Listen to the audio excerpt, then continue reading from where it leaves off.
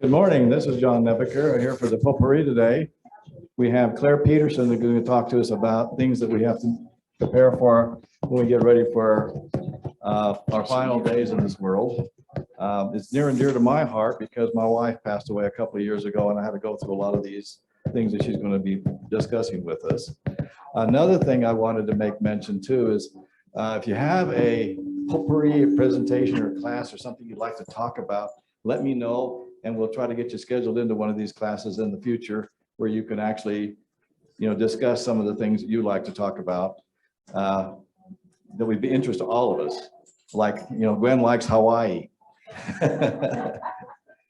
I've got a bunch of stuff that I like to talk about too, but I think it's going to make it real fun. But at this point in time, we'll go ahead and turn it over to Claire here. Thank you. I'm delighted to be here. Please know that every day I attend Elder Quest on Zoom. My husband does not walk far enough that he would not make it down the hall, and I feel that that's a great time for me to stay at home with him. So please know I am in full favor of all the classes that are going on with Elder Quest. So to begin, how many of you have ever lived through a fire where you've had to prepare to evacuate? You on Zoom, raise your hands. How many of you have lived through an earthquake? How many of you have lived through a flooding? How many of you have extra water in your house in case there is no water?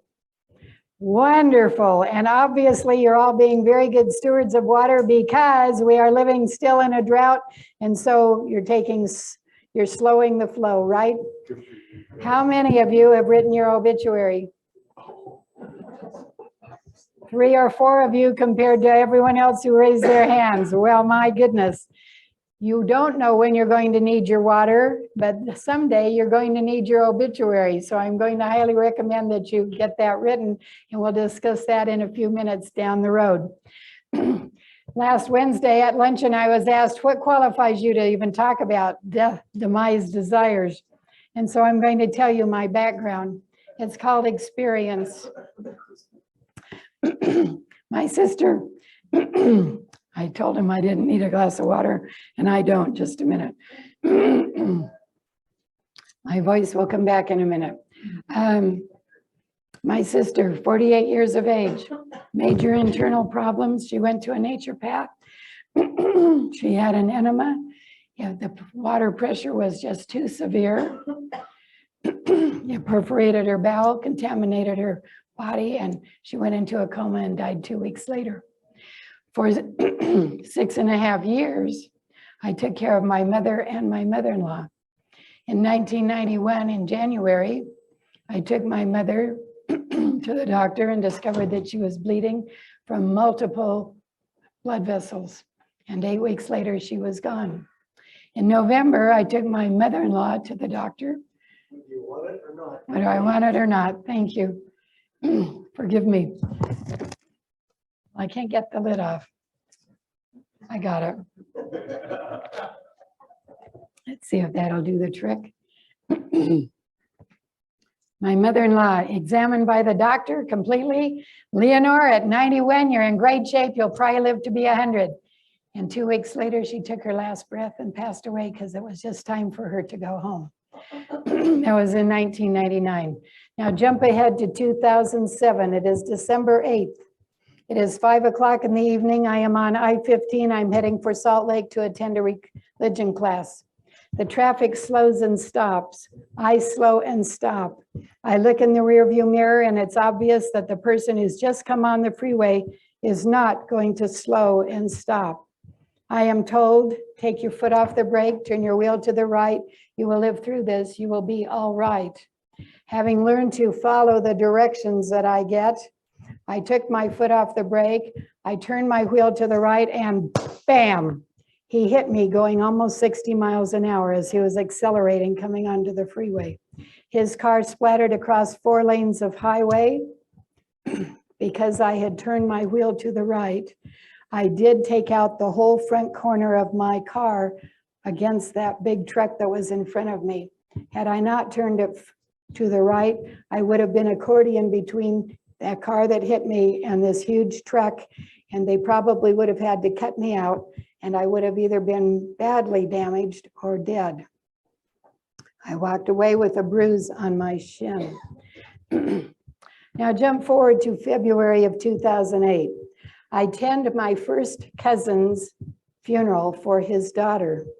As he stands up to speak to, in reference to his daughter, he says, before I'm going to give my talk, I want you to know that someday you're going to die. And I recommend that you all write down exactly what it is that you want done. And then every 2 or 3 years, you update it.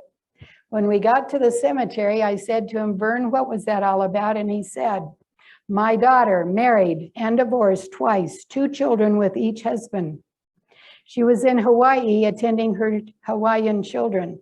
While she was there, she was on a motor scooter. She rounded a corner. She hit a sandbag. She flipped, broke her neck, and severed her arm as she hit it against a cement foundation and died on the spot. Her Hawaiian children wanted to cremate her and scatter her ashes in the ocean. Her Utah children wanted to bury her. And when they got together, they began to contend one with another to the point that they were ready to start fist fighting. And he said, stop it. I will do whatever it is you agree to. I will pay for the funeral, but I will not stay here in this room and listen to your contention. And then he left. So when I got home, it isn't the frog in my throat, it's the lily pad he's sitting on that's causing the problem. Hold on 1 second.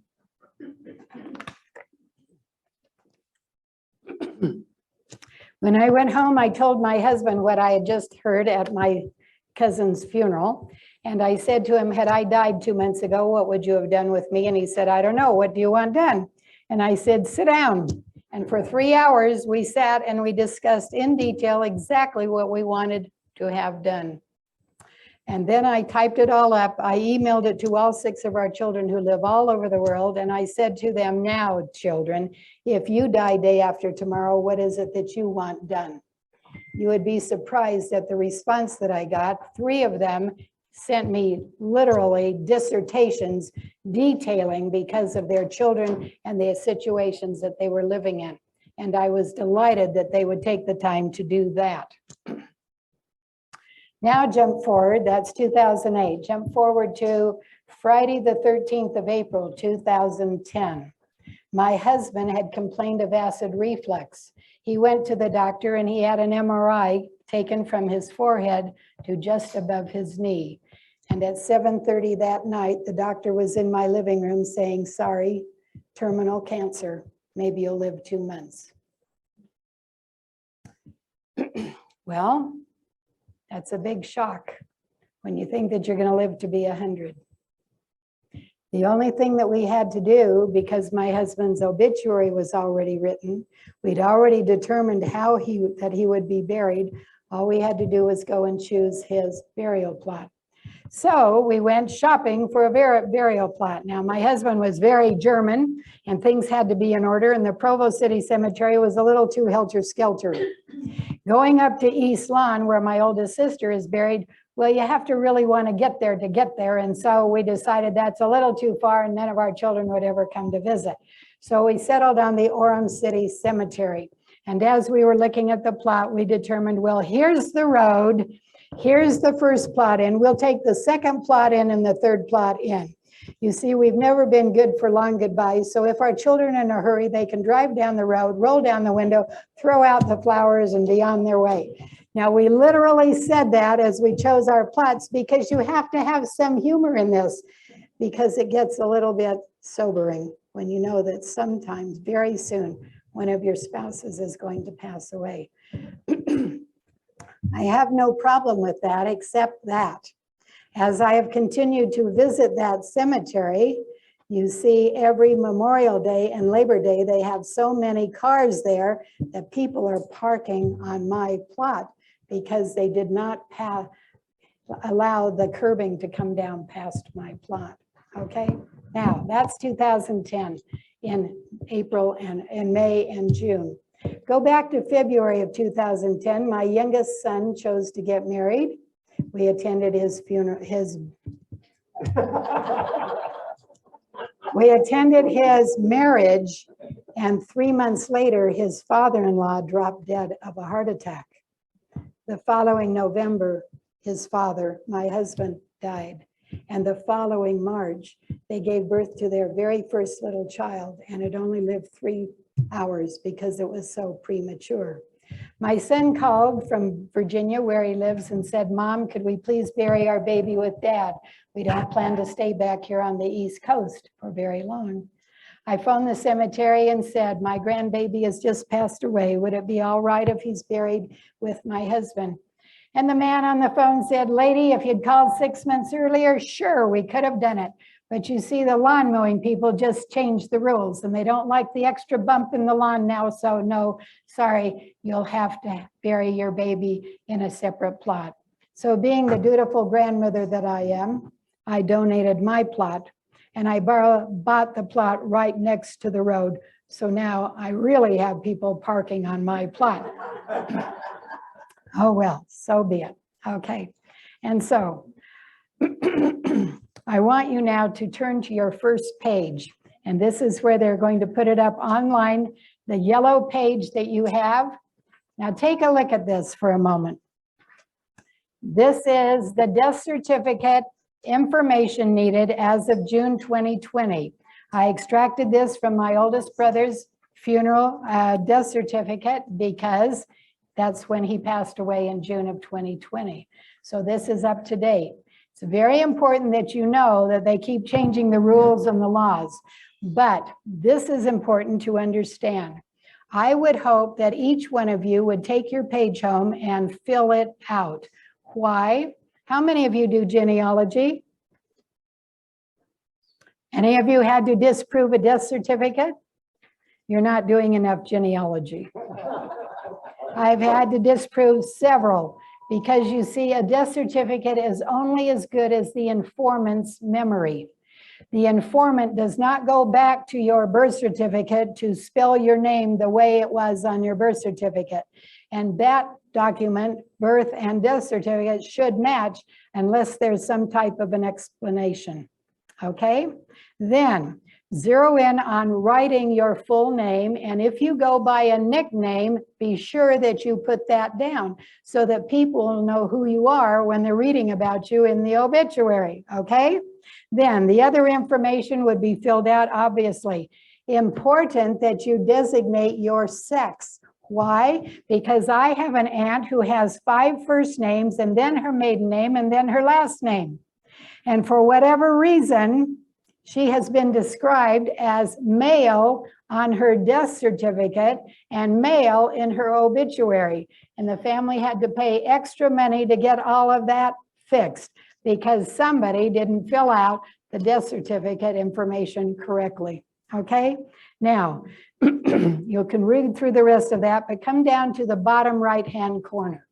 And is this up on the screen so that the Zoom people can watch this? Okay, you're going to indicate time of injury. Very important that you are with someone who passes away. Write down the time that you watch them pass away, because that's important for the doctor to know, etc. All right? If you are entitled to military honors, be sure that you have your paperwork in order and available for someone to find easily. I have a childhood friend whose husband was an assigned assassin for the United States. Obviously, everything was kept confidential. A point being that she and her husband took a trip to Europe. Please, please, at your age, dear friends, if you go traveling abroad, buy the extra insurance in case something happens when you're out of country, which they did, and he had a major heart attack in Japan. Grateful that they had the insurance to help cover his stay there for 3 months. Finally got him home, and he died a couple of weeks later. And then it took them an additional 2 weeks to find his undercover military papers. So be sure that you have those available if you want military honors at the cemetery, okay? Where to be buried. How many of you have already chosen a plot? Okay, most of you, interesting. We're going to talk about that in a minute in more detail, but how many of you have checked with your cemetery within the last year? Not very many hands. May I strongly recommend that you do. Why? Because my sister at the age of 48, living here, passed away at the Utah Valley Hospital. Her husband and his first wife were in Arizona when the first wife died, and there was no room for my sister to be buried in Arizona with his first wife and where he would ultimately be buried. So he bought 2 plots up at East Lawn. My mother didn't want my sister up there by herself, so she bought 2 plots. So family lore told us that we had 4 plots. My sister's buried in one, so now we have 3 plots, right? Wrong. East Lawn has now gone to double deep, and we have 6 available plots up there. So I'm highly recommending that if you've already purchased your plot and you have not checked with your cemetery within the last year, this is one of your homework assignments. You're going to go home, you're going to call the cemetery, and you're going to find out if the plot where you have purchased is allowed now to have double deep. Your family members must know this, so that then the first person to be buried in that plot is put down the second depth. Otherwise, it is too cost prohibitive to try to dig up my sister, move her down, and then have another plot. So now we've already designated who the other 6 people will be buried in these other 3 plots beside my sister. Okay? Know the rules of the cemetery. You'll even want to check out about gravestones. Most cemeteries require that the gravestone be flat because it's easier for the lawn mowing people. You need to know that. Okay? You need to determine who would be responsible for your funeral arrangements.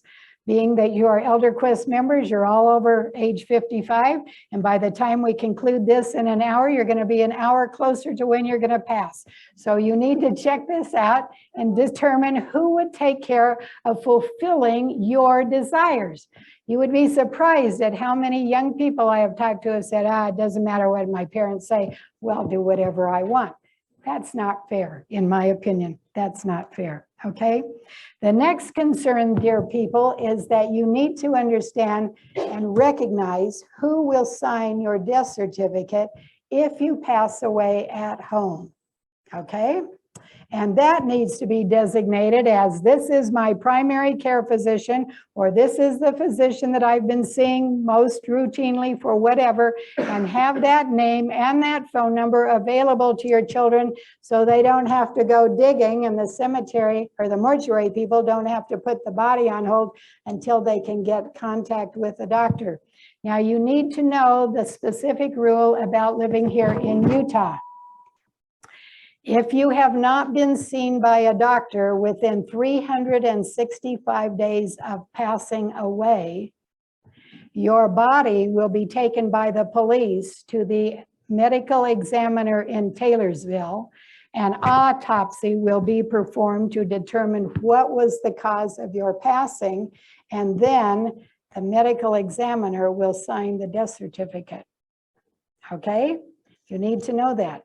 If, however, within, say, 365 days of you passing, you have received a prescription from some doctor, that doctor can be asked to sign the death certificate. You have to know the rules, all right? Okay.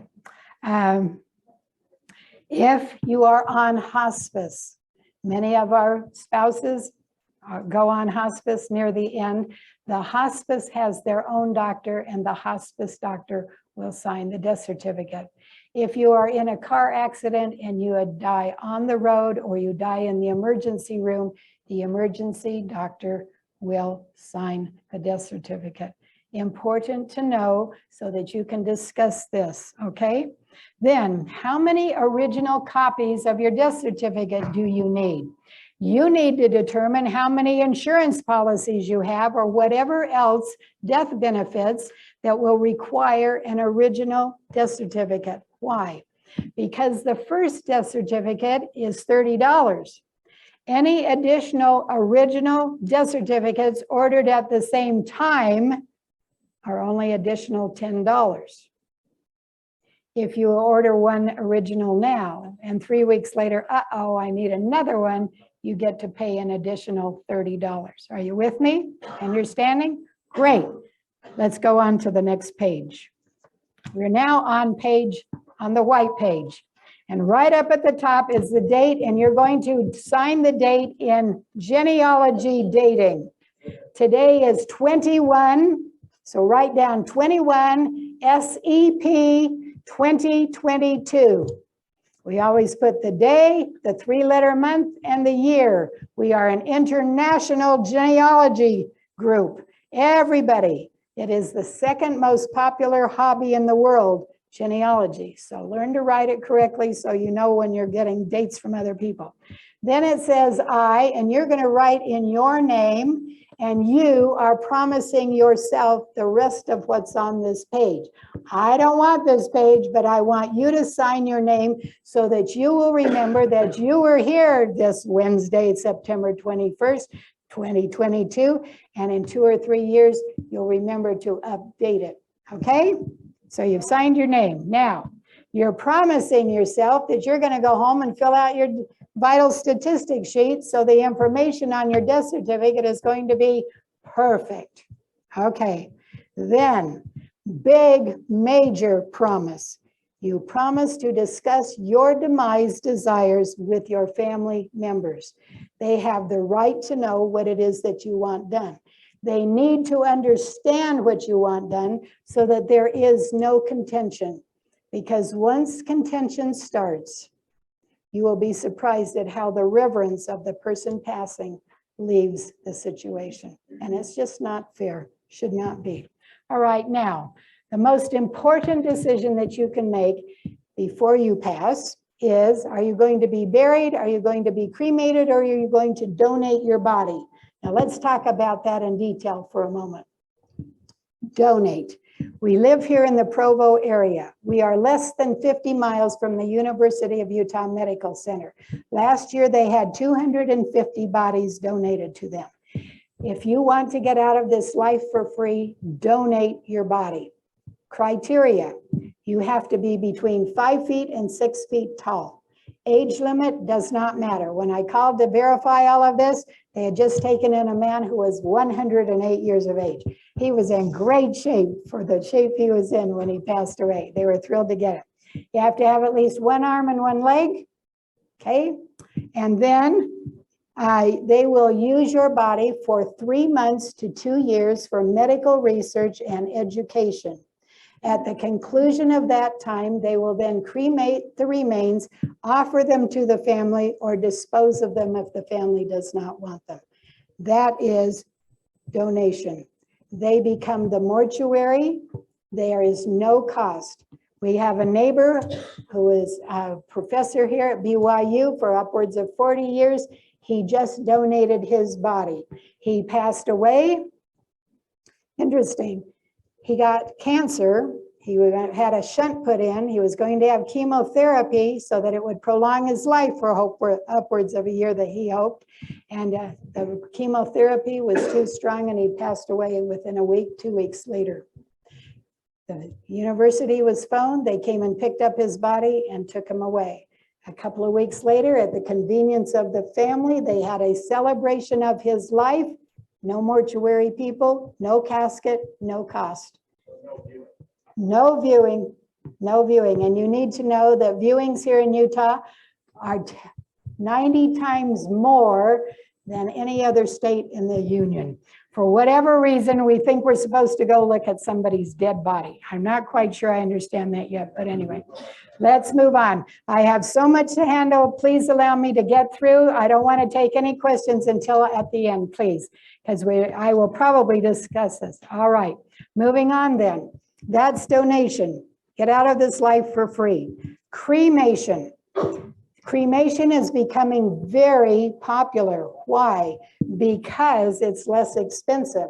However, they expect that by 2030, the price will have increased so much that it will be just about equal with burial. Okay?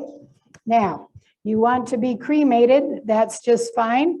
have a good time being cremated. Most of you know that there's only one way to be cremated, heat. Are you aware that in 2018, Utah became the 16th state to allow cremation by hot water? There is only one place in the state of Utah that does hot water cremation. It's called Aquamation. It is the Tate Mortuary in Tooele. The body is completely reduced to liquid, and the liquid goes out into the water system of the community. The bones are then pulverized, and the bones are then given back to the family to take care of. What do you think happens in hot heat? Everything disintegrates, the bones are pulverized, and they put all of your ashes into an urn. Very similar, okay?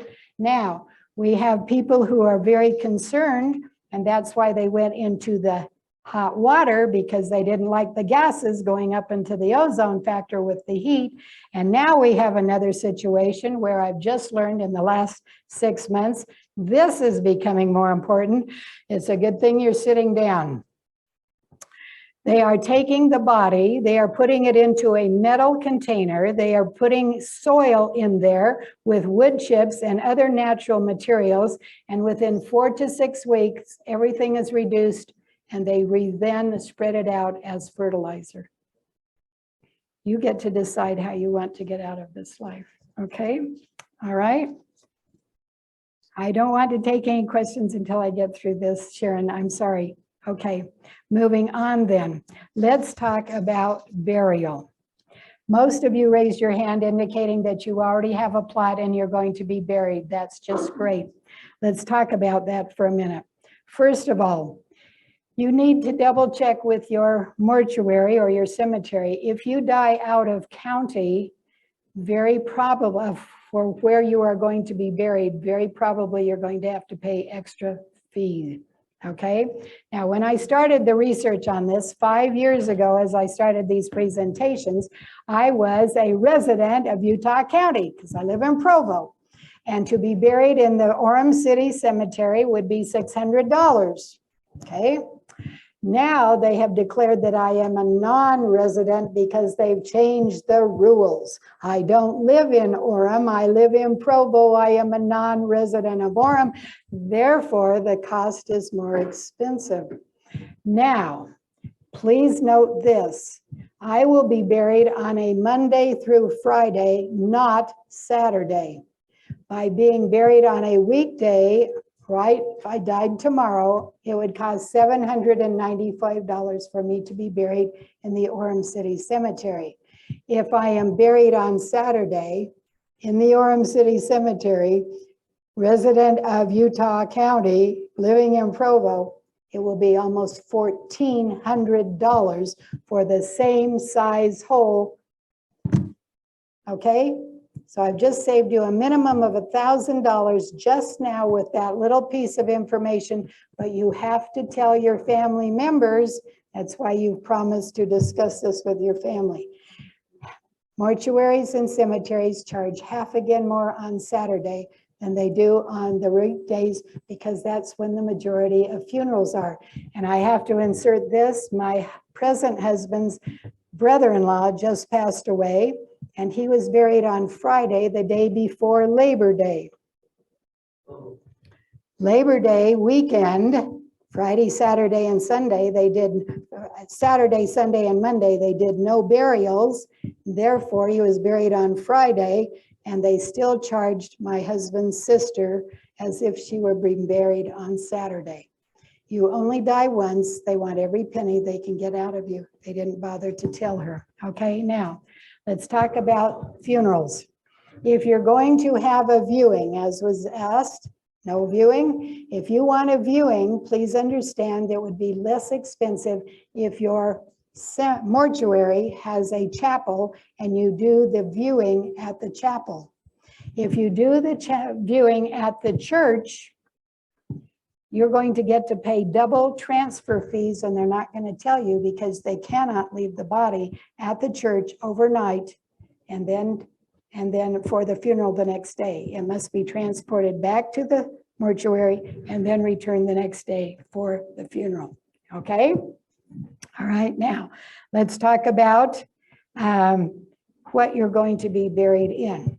You can go online and you can pull up inexpensive caskets, and you can find a nice looking casket for probably half, maybe a third of what the mortuaries charge. Okay? You can go to Costco, you can go to Target. They would be happy to send it to you. You can keep it in your garage until you need it. There is a group of people here in Southwest Provo. They got online, they got a pattern for their own caskets. They have built them. They're using them in their homes for bookcases until they need them. Okay, that's just great. Do not be concerned, however, or surprised if the mortuary decides to charge you a handling fee if you say we already have a casket, because you see they did not get a commission for the casket. Okay, all right, moving on then. What are you going to be buried in?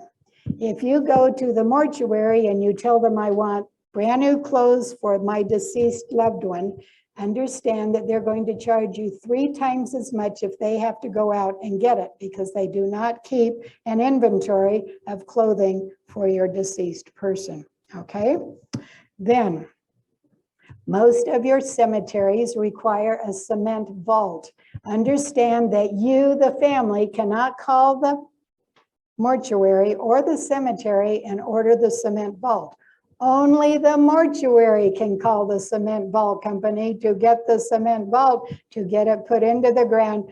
There, they get a little part of the money too. Okay, now, what do you want inside your casket?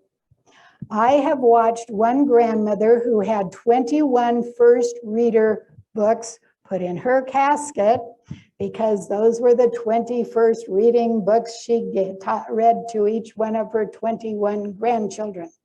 I watched my uncle have 20 decks of specially purchased selected cards, because he was being buried in the Santa Maria, California cemetery, and all of his buddies who used to play cards with him were in the same area, and so now they could play cards while they were together in the ground. I watched a man put a huge diamond brooch on his wife's temple robe and a big diamond ring on her finger, and I said to him, Claude, what is it you're doing? And he said, I want them up there to know I took really good care of my wife. The tragedy of that was that his oldest son stood there watching, barely able to put food on the table for his family. So be sure that you designate what else you want inside your casket besides you, okay? All right, now, I'm going to inject here that you could consider having immediate burial. What is immediate burial?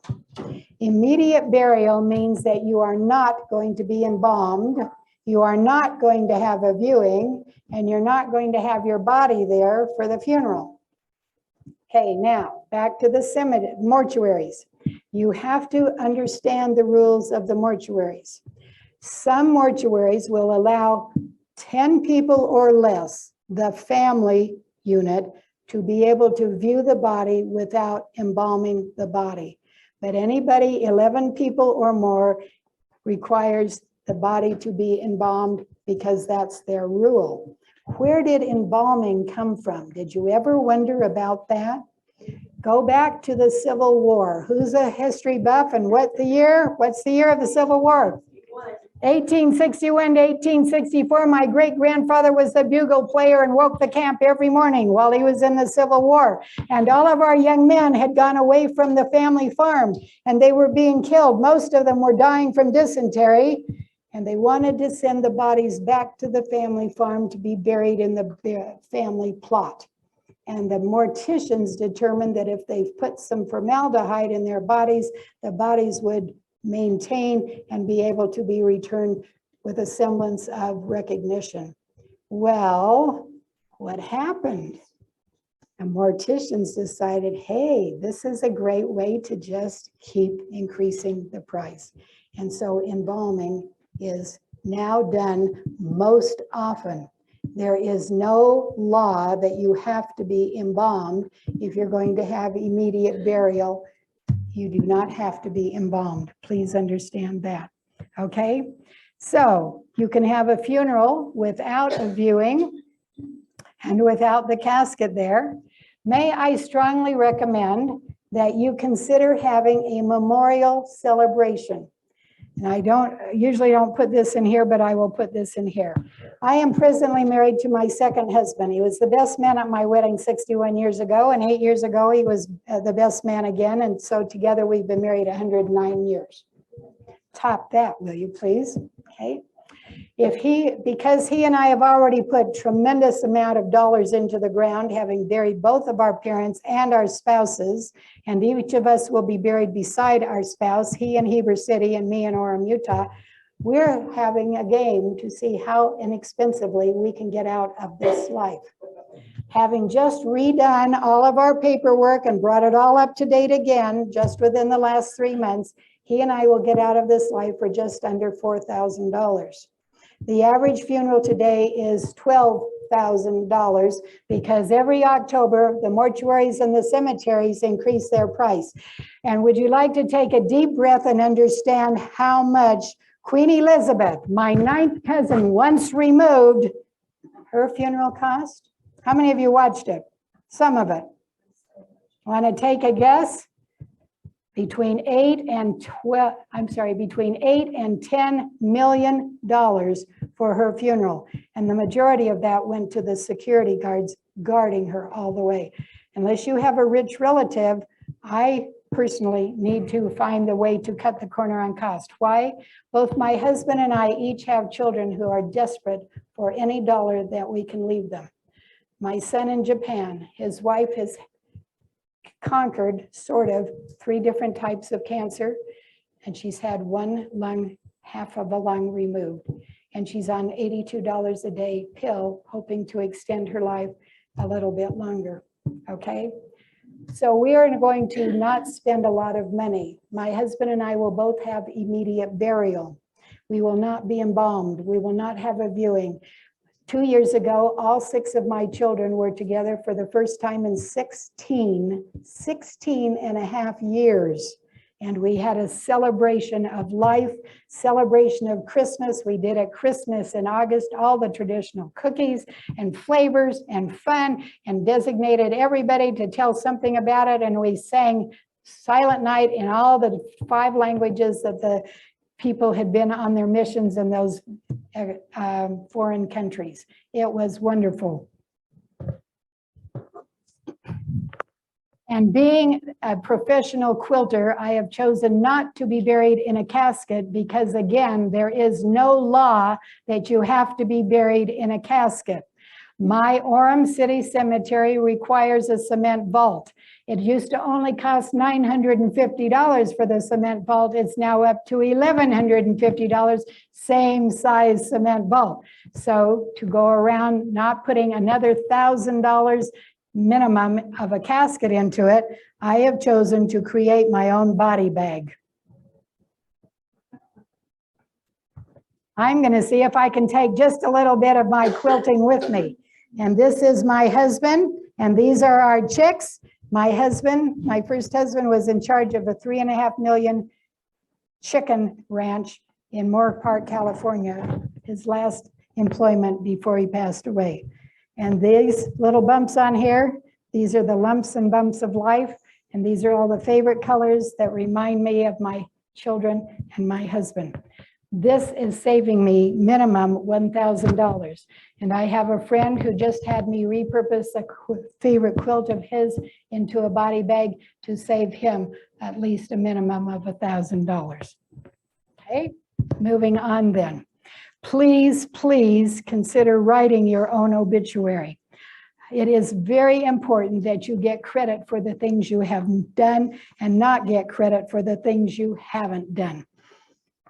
My husband, present husband, was the general manager of Riverside Country Club. He knows most of the people here in Provo, okay?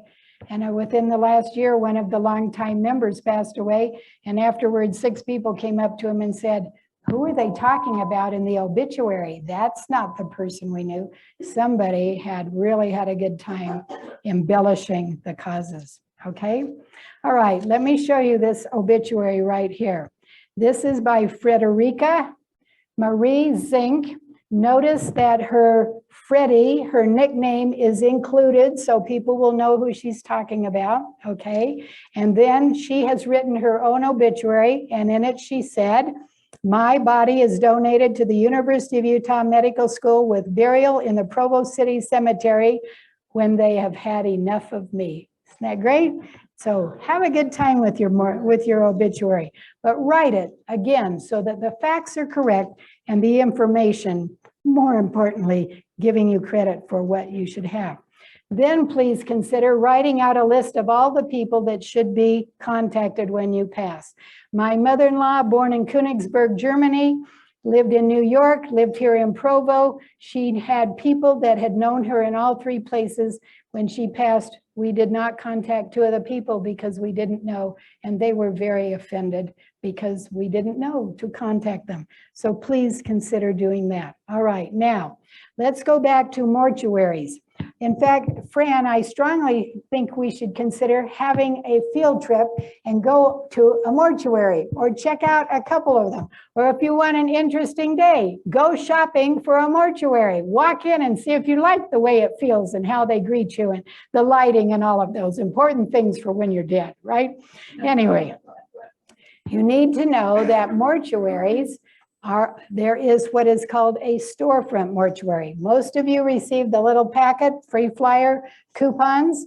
Premier is the only storefront mortuary here in Orem. It's on the frontage road.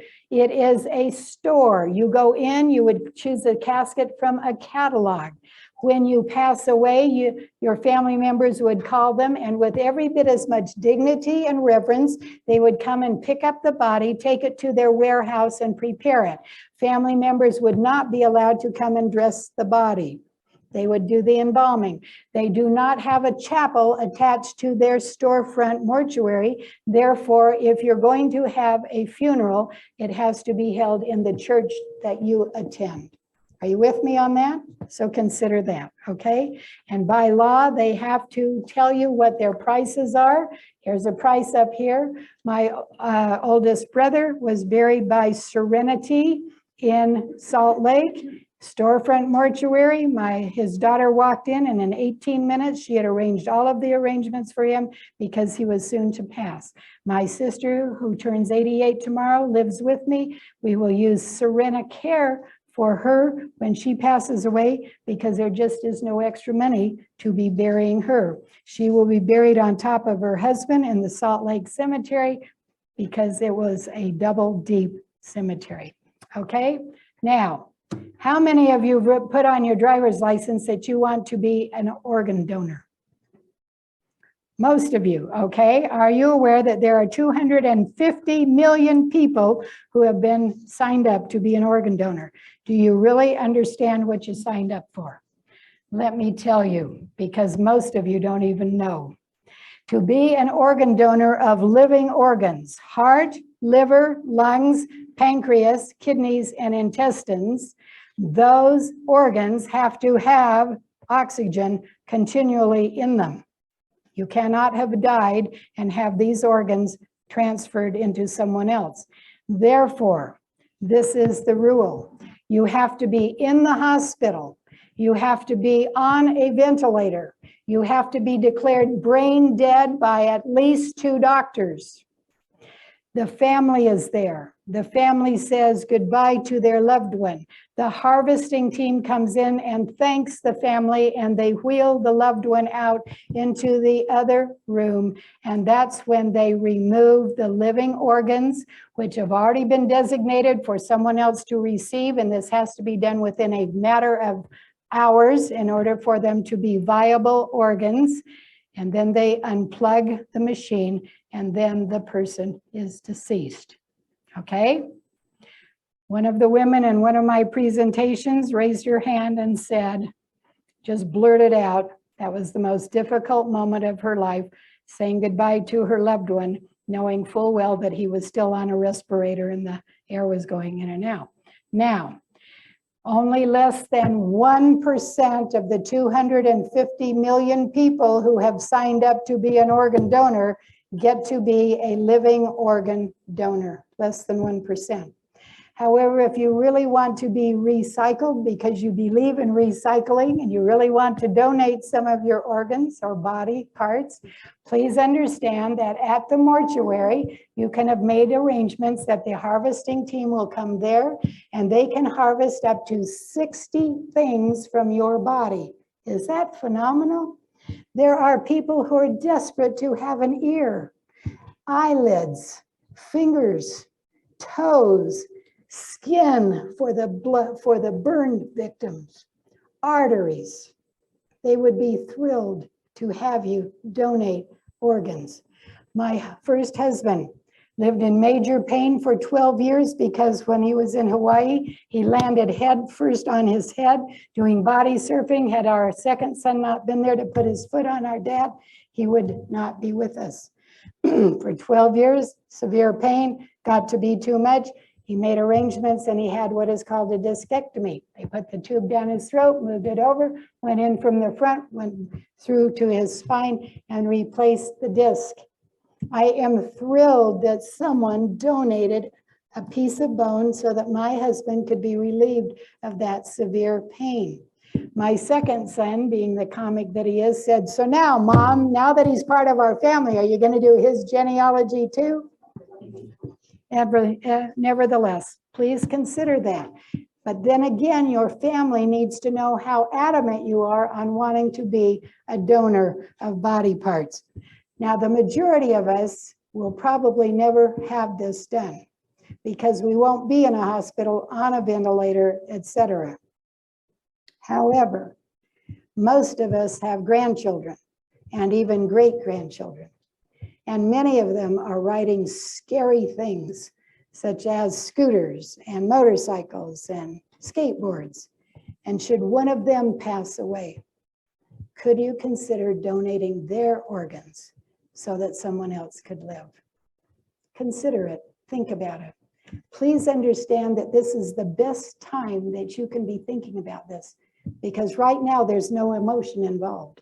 The minute you get emotion involved, and you have the grieving child who has not spoken to her parents for 20 years involved, that's when the price of your funeral is going to go up and up and up. I just recently, within a year ago, I had a woman who attended one of my presentations. She called me 2 weeks later and said, please come. They've just diagnosed me with lung cancer and they've given me 2 months to live. So we went up and finalized a few of her thoughts. In the process, she said, you need to know that 6 months ago, my son and daughter-in-law were in a car accident, both in their late 40s. Neither one of them had ever discussed what should be done should one of them pass away. My son was killed. My daughter-in-law went into total shock. She said yes to everything the mortuary offered, and they handed her a bill for $28,000. Funeral industry is a $20 billion a year industry, and you only die once. So again, they want every penny they can possibly get out of you, okay? Please understand that here in the Daily Herald, they still do allow a death notice.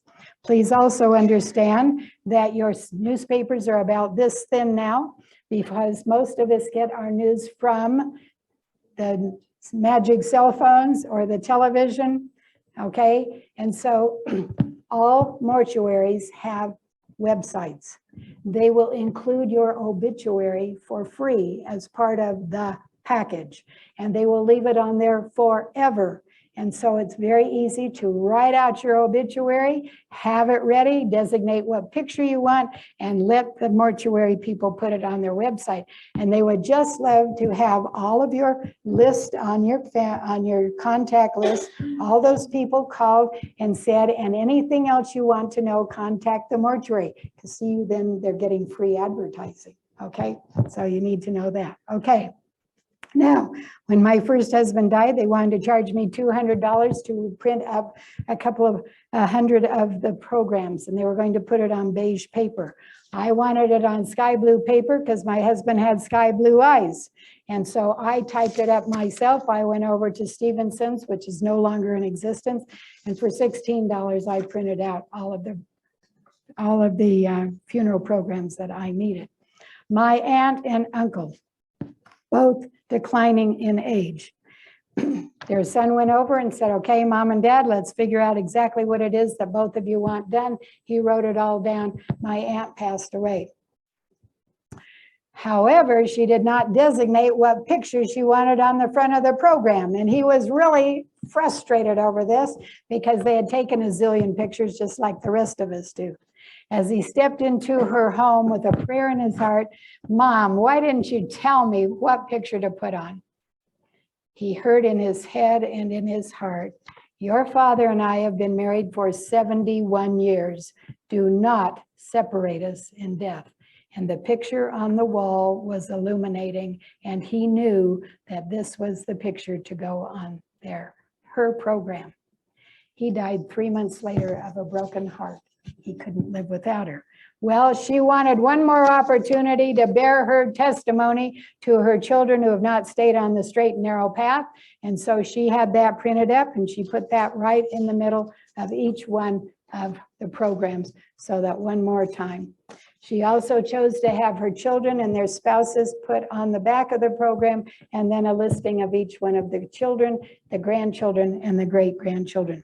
It's your funeral. You can do anything you want. If you'll just write it all down, designate it, tell your family members, get them to raise their right arm to the square and say, okay, let's do that. All right, now back to your page, please. Looking up here in the top right-hand corner, be aware of this book. If you're having a hard time dealing with this and whether you should extend your life or not, I highly recommend you read the book, Being Mortal. Why? Because it is written by Atul Gawande, who is a medical doctor, and he became the full-time caregiver for his father, who was also a medical doctor. The bottom line is the medical profession has been able to establish so many medical techniques that they can keep your body alive for well over a year without improving your life quality. Please remember, as my father was a doctor, they raised their right arm to the square and they pledged to maintain life however and whatever is required. And therefore, you need to know that sometimes it's okay to just let them grow old and be on their way. I give you a prime example. Okay. My sister-in-law complained of internal problems with her stomach for over 5 years. Her first husband and she had divorced. Her second husband, I don't want to ever live if something should go wrong, etc. Well, she had a little bit of a bleeder. They were just going to do a tiny tuck. She was driven to the University of Utah Medical Center by her best friend. Her husband was out of town. This best friend left her phone number, said, call me when it's over. I'll come pick her up. It was going to be a couple of hours. Therefore, they opened her up and she exploded. There was no way they could put her back together. The hospital called the best friend. I am not a family member. I have no authority to tell you to do anything extensive. It took them 18 hours to find one of her children. And then the only son who had her do not resuscitate piece of paper was out of country riding in a bicycle tournament. Therefore, she was in the University of Utah Medical Hospital just under 28 days. They did 4 extensive surgeries because it is a teaching hospital, including a tracheotomy, and the price tag was just under $1 million. Another prime example. Important that you have, look right here in the middle of your page, POLST, Provider Order for Life-Sustaining Treatment. This is important that you make this out. You can pull off the pages on your magic computers. Important that you designate if you do not want to be resuscitated. and then indicate, just keep me comfortable on pain medications, and have it notarized, sign it, date it. Tell your children, this is here. This is what I want should something major happen to me. Another prime example, my brother-in-law, World War II veteran, put into the Payson Veteran Hospital just down the road here in Payson. He had been reduced to less than a 2-year-old. He had to be fed, he had to be dressed, he had to be cleaned. On a Saturday night, he had a major stroke. They put him to bed, they kept him comfortable, they put him on oxygen. His daughter sat beside him for 5 days and 5 nights, wanting to be there when he passed away because it was obvious he was soon to pass. When I went to visit her 5 days later, I walked in and said, why is he on oxygen? They're just keeping him comfortable. They're keeping him alive. Called in the hospice nurse. She said, yes, the oxygen machine's keeping him alive. Turn it off. He had designated, do not resuscitate. But nobody bothered to read that. And so they turned off the machine, and within 1 hour, he was gone. Soon after that, I went in to have cataract surgery on each eye, 10 days apart. I took with me my piece of paper and put it on my chest. Do not resuscitate if anything major happens. I will not be put on life supporting. I do not want intravenous feeding. I don't want any medications other than keep me comfortable with pain and no oxygen. It is your life. You have the privilege and the right and the responsibility to designate exactly what it is that you want done. Okay? Special power of attorney, you can read about that. That's important too. I have 4 minutes and I have 10 minutes that I need to share with you. We're going to run over because you're all still here. Okay. You're all still wide awake. Just because you can't take it with you does not mean you can leave it in a mess, period. If you have not read the book, The Life-Changing Magic of Tidying Up by Marie Kondo, borrow it from the library. You don't need another book in your life, but read it.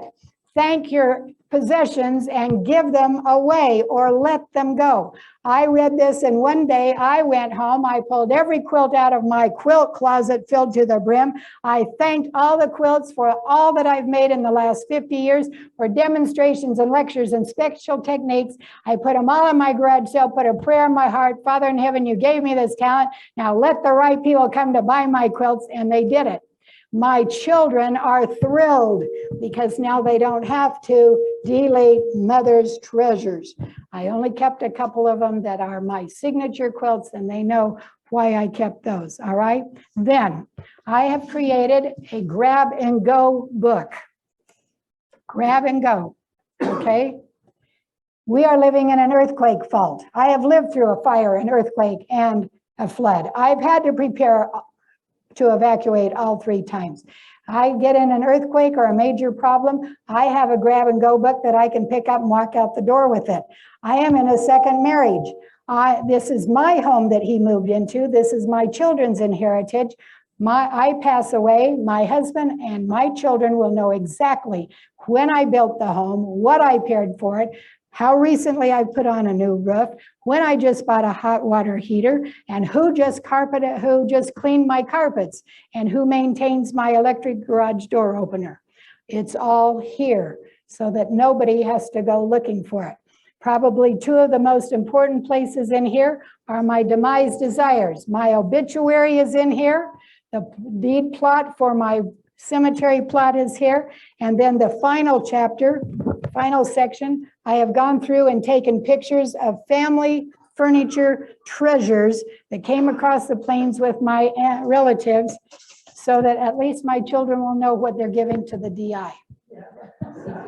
Please understand, dear friends, your children don't want your stuff.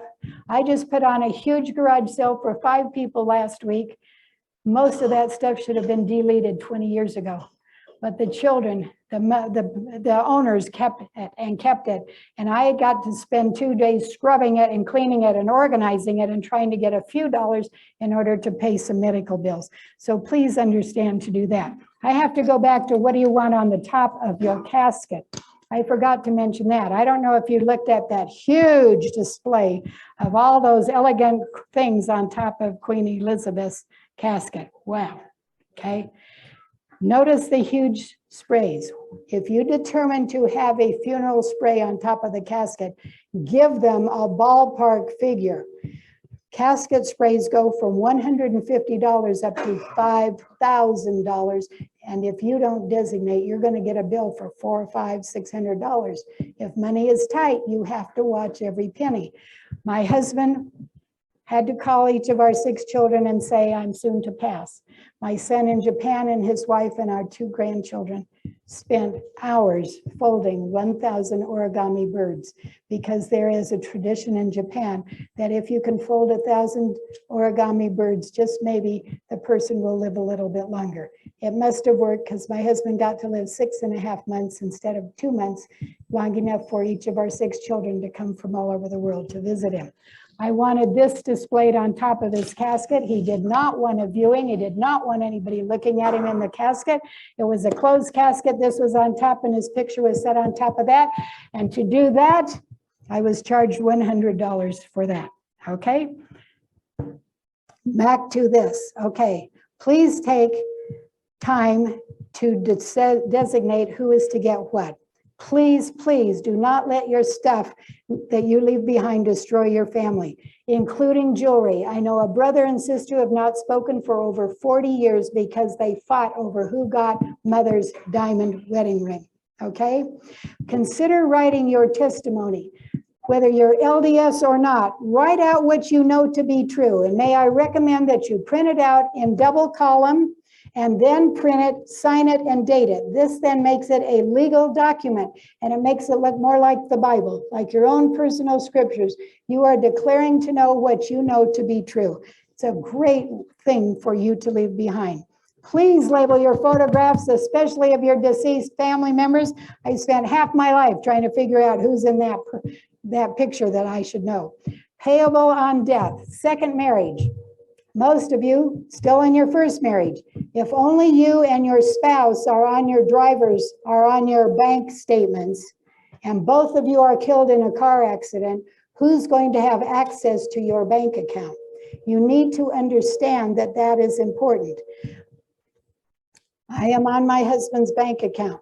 I can write the checks if he should pass away, and very probably he will. He used to stand 6'3.5".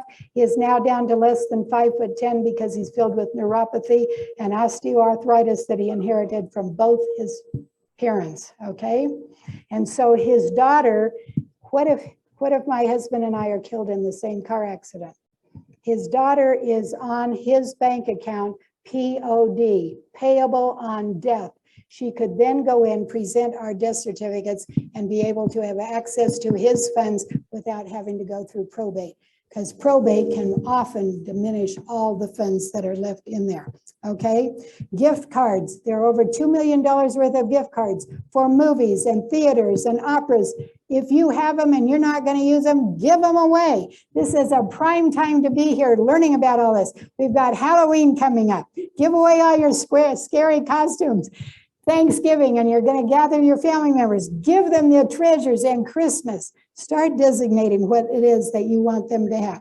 Please remember that whoever you put as the executor of your estate must remember that after you pass away, you still have to pay the taxes and student loans. Even though they're being forgiven, somebody's going to change the rule again. If I died day after tomorrow, I've lived through September, my children will then have to pay the taxes on me having lived this long into 2022 next year. So don't have the person who's in charge of handing out all the money in your estate be giving away all the money without reserving some to pay the taxes, okay? And then I wholeheartedly recommend that you use your best of everything right now. Don't save it till down the road a ways. Use it now. Promise yourself that you're going to throw something away now, today, within 1 week. Recycle, do it. Please understand that we have all manner of ways to recycle things. I'm involved with a teddy bear project in my state. We've made over 25,000 teddy bears, 50 every month for years, and given them to the Children's Justice Center for the children who are abused to have something to hang on to. People give fabric and we use it for the teddy bears. If they can't use it for the teddy bears, they give it to me and I create one-of-a-kind quilts and I give those to the boutique that's in October, and then they sell them, and that goes towards helping the abused children. You have extra eyeglasses that are just not being worn. Take them to Excel right here in Provo. They would be thrilled to take them to Mexico and give them to children who cannot.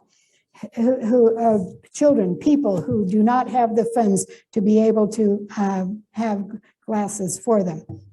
Please remember that life is not a journey to the grave with the intention of arriving safely in a well-preserved body, but rather to skid in broadside, thoroughly used up, totally worn out, and loudly proclaiming, wow, what a ride.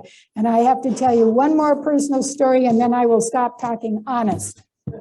My neighbor, her husband passed away. After 2 years, she had had it trying to maintain the home and the yard. She called her children and said, I'm moving to Cove Point. Well, we'll come and help you. No, I'm moving to Cove Point. I will establish my own little apartment, take out of the house what I want. Then I want you to bring a dumpster, take whatever you want, and then throw everything away. Great, worked fine. 6 months later, when they got together, the family is saying, thanks, Mom, you made it so easy. And your little apartment, you have just what you want here out of the house. It's wonderful. And then she said to them, and who took the genealogy? And there was total silence. Mom, you said that you took out of the house everything you wanted. We threw it in the dump. This is what happens. Our children don't want our stuff.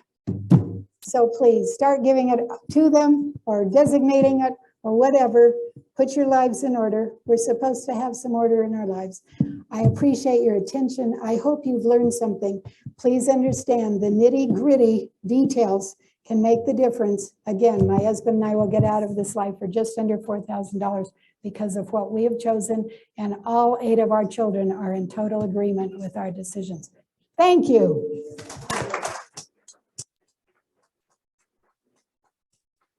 Oh, I left one more thing. One woman went right home. She made her grab-and-go book. She put a note in the front of it, and she said, because you children are reading my notebook, it's obvious I'm dead. I want to be cremated. I want my ashes scattered at Walmart. Therefore, I know that you'll visit me at least twice a week. I'm done. That means Costco. Thanks, Claire, for this presentation. You have a really good one.